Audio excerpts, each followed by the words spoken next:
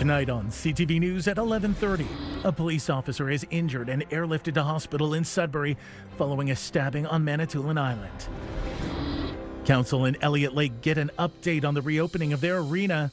We're really watching the install of this foundation system. So as that rolls out and we learn more, we'll proceed as quickly as we can. Officials say finishing the work by the end of summer is unlikely. And it was a hot one out there. How did you beat the heat?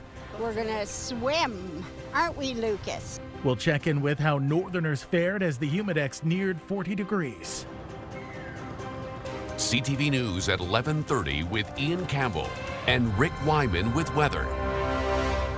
Well, good evening. Thanks for staying up with us. York police have arrested and charged a 21-year-old North Bay man accused of fleeing police on 2 separate occasions in the town of Georgina. Here to Roger. Good for dangerous and flight from police. The air support unit tracked the man on Thursday, helping officers on the ground make an arrest. Investigators say a week earlier, the suspect was observed speeding, but when officers tried to pull him over, he sped away. When the same vehicle was spotted Thursday, a speed belt was used, but the suspect kept driving, traveling on all 4 rims into the town of Aurora. The driver was eventually arrested. A search of the 21-year-old revealed a loaded handgun. Dakota Drury of North Bay is facing several driving and weapons-related charges. A police officer in Wikwemkong has been seriously injured after a stabbing on Manitoulin Island. It happened around 4 a.m. on Andrew Crescent. The officer was airlifted to Health Sciences North in Sudbury by Orange helicopter. 2 men ages 19 and 20 have been taken into custody and charged. Ontario Provincial Police confirming later in the day the officer sustained serious injuries. They add more information will be released as it becomes available. 1 woman is dead after an SUV rollover in Noelville in French River. Saturday afternoon, police responded to the single vehicle crash on Maillet Road, where they found an SUV upside down in several feet of water. 2 people had been able to get out of the vehicle on their own and pulled a 3rd passenger out of the front seat. Despite efforts, the 18-year-old woman died at the scene. A fatal motorcycle crash closed Highway 560 over the weekend in Gauganda, roughly 100 kilometers northwest of Temiskaming Shores. Saturday morning, OPP were called to a single vehicle crash on Highway 560 at 4th Avenue, where they say they found the 74-year-old motorcyclist dead at the scene. The cause of the crash is still under investigation. A 33 and 34-year-old are facing drug and weapons charges in Sault Ste. Marie after a concerned citizen made a report to police Friday. Police were called to a business in the 200 block of Bay Street after receiving reports of a person carrying a concealed weapon. Police arrested and searched the pair. The 33-year-old was carrying a replica handgun and a collapsible baton, while the 34-year-old was found to be in possession of suspected fentanyl. North Bay police are hoping the public can help identify a suspect after a break-in over the weekend. Police releasing this surveillance video of the individual believed to be responsible for the break and enter on McLaren Street Sunday afternoon around 2:30. The man was wearing a black hat, had a beige backpack, and was riding a gray bicycle. North Bay police say additional and similar incidents have been reported in the area. Plans are underway to transform the former Abatibby paper mill in Iroquois Falls into a multimodal logistics hub for northeastern Ontario. CTV's Lydia Chubak reports. This building has seen a great deal of newspaper roll out of it during much of the 20th century. But with the decline of newsprint, this building has been idle for over a decade until now. BMI Group owns the mill and has been working with the municipality to figure out ways to rebuild the community and calls the initiative Abatibby Connects. The vision is to become a multimodal logistics hub for the North. And so the vision is to attract tenants that may need transloading, that may need rail service, or any kind of logistics movement of goods. So that's one of the items. BMI Group owns more than 2,000 acres of land on both sides of the Abatibby River. Veldman says over 200 acres is shovel-ready for industries, and around 1,800 acres is agricultural. In fact, we've cleared about 220 acres so far of farmland. Yeah, so beautiful, beautiful black muck soil that can grow beautiful crops. We've been working very hard over the last few years to try and get redevelopment of this site, and things are coming together. And like you say, there's more to come. On Friday, BMI invited the entire community to learn more about Abatibby Connects. BMI also gave public tours of the old mill, and many people in attendance for this announcement remember working here and say they are excited and hopeful for what's to come. Yeah, it's good news. I think council is doing an excellent job too. They never gave up. When somebody comes into a community and offers something, you can't say, no, I don't believe you. You have to encourage them. I'm so happy I could kiss them. Very happy. It's going to help us. Well, since we lost the mill, it's been downhill for lots of people in Niagara Falls, and lots of them now have to travel to work. This is positivity for sure. Abatibby Connects has a couple of clients so far. One is a firm that will coordinate the delivery of construction material to Moosonee for the new hospital. And it's also been helping establish Eau Clay, a field-to-fork food hub company that brings fresh food to the coast. People get excited when Eau Clay shows up because they know that they're going to get quality products. Ontario Northland is another partner working to grow Abatibby Connects. It's investing over $3 million to improve the rail line to facilitate access to regional markets. Lydia Chubak, CTV News, Iroquois Falls. New tonight, we're learning more on where the arena project stands in Elliott Lake as the city works to reopen the Rogers Arena. Formerly known as Centennial Arena, Special Projects Manager Bill Goulding gave an update to council tonight. Goulding says the city has now received a draft audit from architects and is reviewing recommendations. It'll confirm the baseline requirements for reopening the arena. In his report, Goulding says a reopening sometime during the 2025-2026 season may be possible, but reopening by the end of summer is not feasible. So I wouldn't want to speculate to any certain degree. There's two things happening at once here. We're really watching the install of this foundation system. So as that rolls out and we learn more, we'll proceed as quickly as we can to commission whatever design work or consultancy that we can when it makes sense. And the second thing is that I'm relying on consultants to come back with their reporting in a timely fashion. So they've already demonstrated that they're willing to do that, and we're working together, and all of that's going as quickly as possible. A follow-up report is expected in August. Next steps planned include resuming work on the electrical and sprinkler system after the foundation phase wraps up. Well, increased reports of theft have been impacting some businesses in Sudbury. CTV's Madison Merrier has details. Nickel City Surplus took to Facebook to talk about an increasing issue with shoplifting. Other local businesses also spoke out about their similar challenges in the comments. It actually makes me really sad. Like, I understand we have a big abundance of clothing, but it makes me sad that they're not utilizing the resources available. Porter said the inspiration for the business came after she learned of a family who suffered a house fire and lost everything. She and her family gathered together to donate clothing free of charge. She said the feeling she was left with inspired her to start Closet Share, a non-for-profit that gives free clothing to those in need.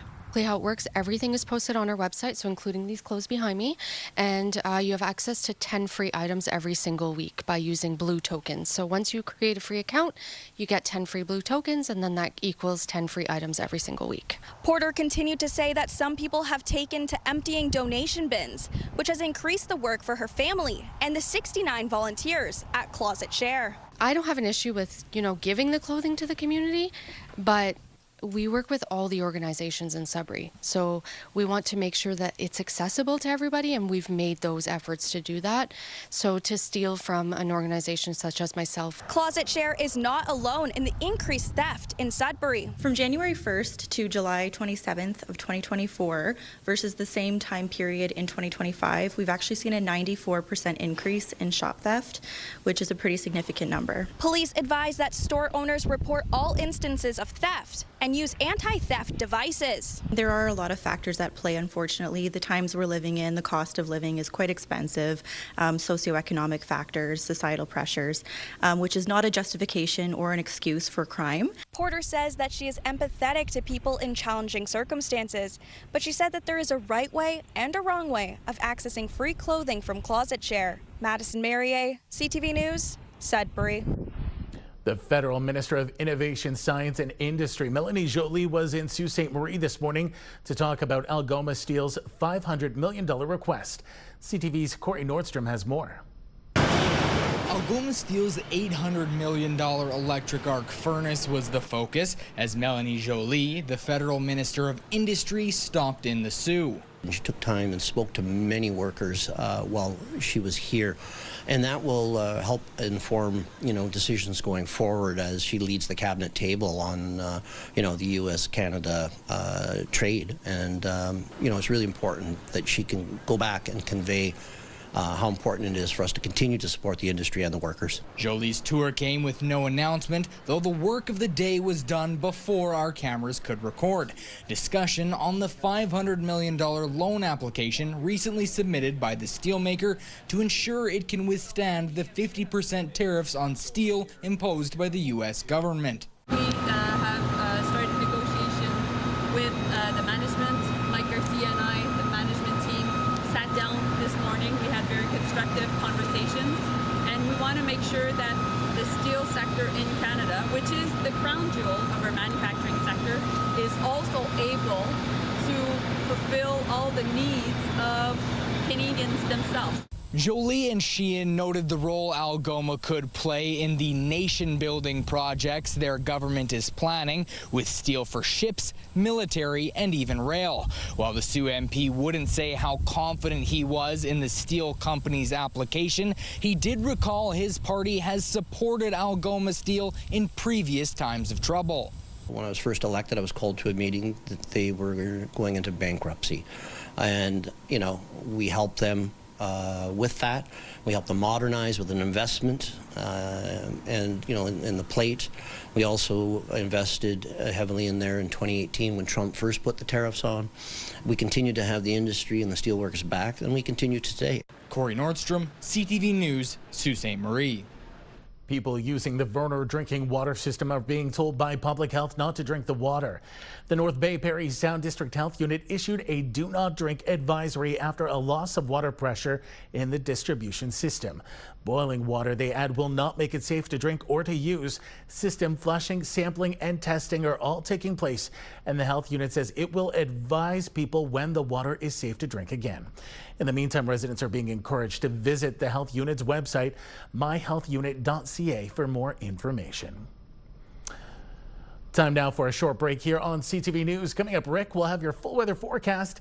For now, a look at the weather warnings we once again have in place in tonight. And a heat warning was in place along the North Shore up until a couple of minutes ago. It was a hot one with the humidex getting up to 40 degrees in some areas. That has dropped, like I say, as of just a few moments ago. In the meantime, we do have some areas in gray there where wildfire smoke does seem to be an issue from the prairies. Here are the current conditions: 19 in Kapuskasing, 19 in Chapleau, 22 in Elliott Lake, 22 on the island. A clear night up along the eastern side of the broadcast region. We'll have more details coming up in a moment. When you see it happen, send it to CTV News. Text 10400 from your screen to ours. Text 10400. Well, some great news for those living along that Highway 17 corridor all the way from Sault Ste. Marie to North Bay. The heat warnings are over as of this evening. Now we get into some really nice weather for the next couple of days after a bit of a wet start in some cases for tomorrow. Forecast radar there, you can see some precipitation moving in over the course of the day. Not too serious, maybe the risk of a thunderstorm in some sectors, but then it gets better and you'll be delightfully surprised at the string of days that we're about to endure with loads of sunshine. Here we go, Sudbury Nickel Belt. Despite the humidex reading of 30 tomorrow, here we go. Wednesday, Thursday, Friday, Saturday, Sunday, and Monday. Check out the sunshine anywhere from 23, 21, 25, 26, 28, and 28. Not bad for the end of July. Let's move on to Sault Ste. Marie and Algoma. Humidex reading of 28 tomorrow, chance of showers. Then we've got more sunshine for 6 consecutive days. The temperatures very enjoyable at 22, 23, 27, and 28. The evening temperatures, by the way, enjoyable as well, which will make for some great sleeping. Timmins, Cochrane, Kapuskasing, not as good as Sault Ste. Marie or Sudbury, but we do have some sunshine in the mix. Humidex at 25, risk of a thunderstorm tomorrow. Chance of showers for a couple of days, Wednesday, Thursday at 21. Then we go up to 24, 27, and back down to 24 with some sunshine, partly cloudy conditions, chance of showers, and then some sun and cloud again come Monday. Meanwhile, in Temiskaming Shores, Kirkland Lake, Humidex of 27 tomorrow, then another string of 6 consecutive days of sunshine. This is what we're getting right now from Environment Canada, so that could possibly change over the wake of the next couple of days. But again, some really enjoyable weather at 22, 24, 27, 28, and 26 degrees. And a look now at North Bay. A lot of similarities in the weather forecast, with the exception of Timmins, Cochrane, and Kapuskasing. North Bay, West Nipissing, Humidex of 32 tomorrow. Here we go, 6 more days of sunny skies at 24, 22, 25, and 27. So, as Ian Campbell would like to say, more bang for your buck in the weather forecast coming up in the next couple of days. Ian, weather warnings over along that Highway 17 corridor, and some sunshine to prevail in the northeast. Back to you. Lots of bang there. Thanks, Rick. Well, much of our region, as Rick just alluded to, ended that heat warning just a few moments ago, and temperatures skyrocketed near 40 degrees Celsius with the Humidex earlier today. We sent CTV's Eric Tashner out earlier to find out how people stayed cool. As the sun's searing rays beat down, everyone is looking for ways to stay cool. We're gonna swim, aren't we, Lucas? The water and shade, the perfect way to cool off and find refuge from the sun. Beautiful breeze coming in off Lake Nipissing. We need rain though, it's kind of dry right now. Environment Canada's heat warning cites the Humidex's peak was 38 degrees Celsius. But temperatures are expected to slide down back to the low to mid 20s by the end of the week. Yeah, I enjoy it. I enjoy getting out and about and walking in the bush and feeding the little birdies. The city opened its arena, library, and bus terminal as a way to keep cool. The mall was also considered an option, or even right here at the splash pad. You guys ready? Yeah! 3, 2, 1!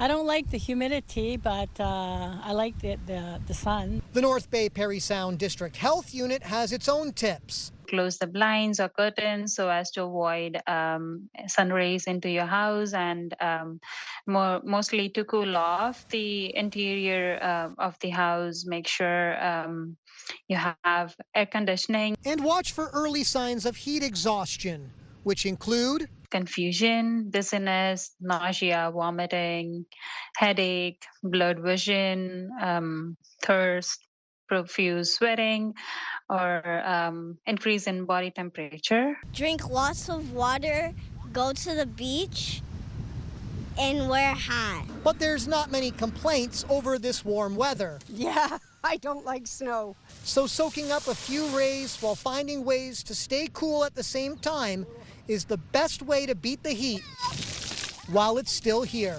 Eric Tashner, CTV News, North Bay.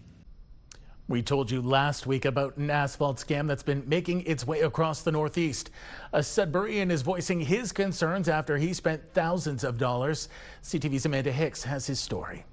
Ron Michaud says a month ago, a contractor came to his home in Garson asking if he'd like his driveway paved. They've done about maybe 25 or 30 jobs. Some of the ones that they've already done, they were good. That's what I went by, the asphalt paving, because they did my buddies and it was beautiful. But over here, they put this in instead. Michaud initially agreed to a small portion of his driveway paved for $4,000, but says he got talked into the whole driveway being done for $7,000. The contract states he requested an asphalt driveway, but he says that's not what he got. They put on this recycle asphalt, and it can't bind to the asphalt that's already on there. So it rained the next night, and to wash sections of it all off because there's nothing to it to bind to. Michaud adds the contractors left beer cans along the driveway, leftover asphalt in his flower beds, and did not give him what he paid for. He says he tried to reach out to the company multiple times, but no one has returned his calls. The OPP say there are a number of ways residents can protect themselves. Don't sign any contracts until you get a professional opinion about those contracts. Don't pay any cash up front. Pay until when the job is done. Don't forget to do your homework. Look into these businesses, look into their names, reputation, get referrals.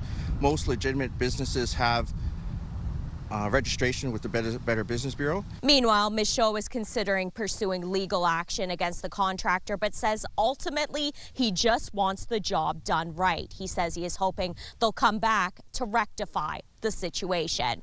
Amanda Hicks, CTV News, Sudbury. Construction season is well underway in Espanola. This drone footage shows a snapshot of the 600-meter stretch of work being completed on Center Street.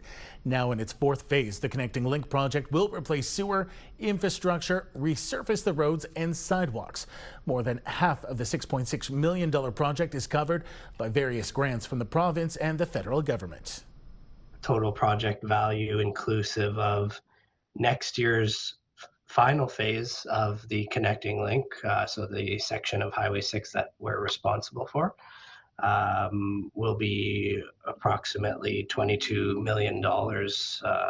So that is definitely on the largest end for us, the largest combined infrastructure investment, roads and water and sewer wise, that has happened in recent history. Meantime, the town says it's on target to reach its goal of 100 new residential units by the end of 2028. Still ahead tonight on CTV News. Sudbury students in summer business, some Laurentian entrepreneurs right now are learning the ins and outs of being the boss.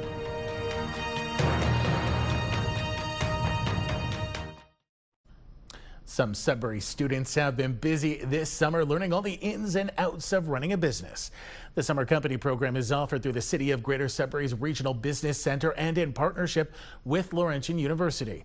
The city says this year 16 students have launched their own businesses. The program provides training, mentorship and grants of $3,000 to help students start up their business and gain experience. We're looking for any type of business and any type of student. I mean, we have students as young as 15 and as old as 29, both ends of the program age limits, and a wide variety of businesses.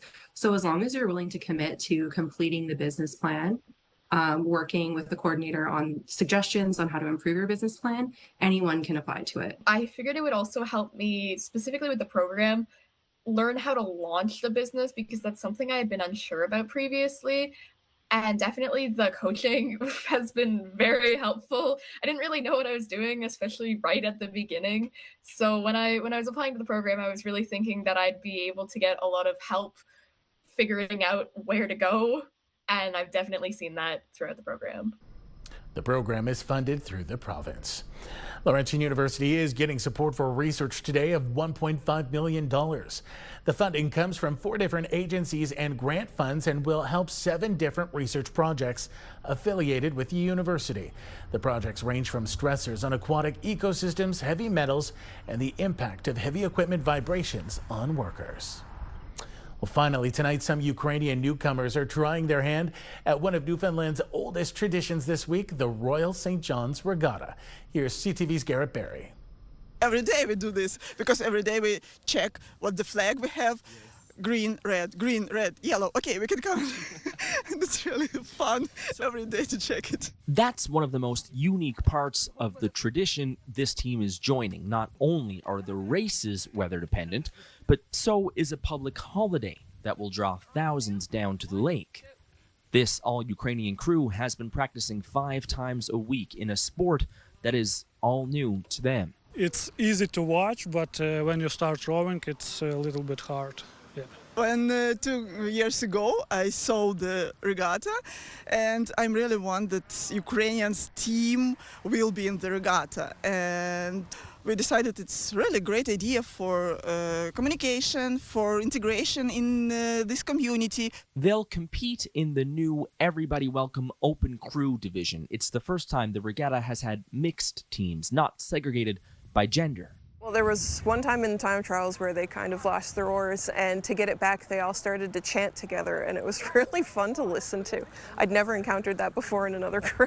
It doesn't matter too much if it's cold or if it's wet. The wind is the biggest factor in determining whether Wednesday's races go ahead. Well, that takes us to the end of our newscast this Monday night. For the latest news anytime, remember you can head to our website, CTVNewsNorthernOntario.ca. You can also download our CTV News app. Thanks for watching. Good night.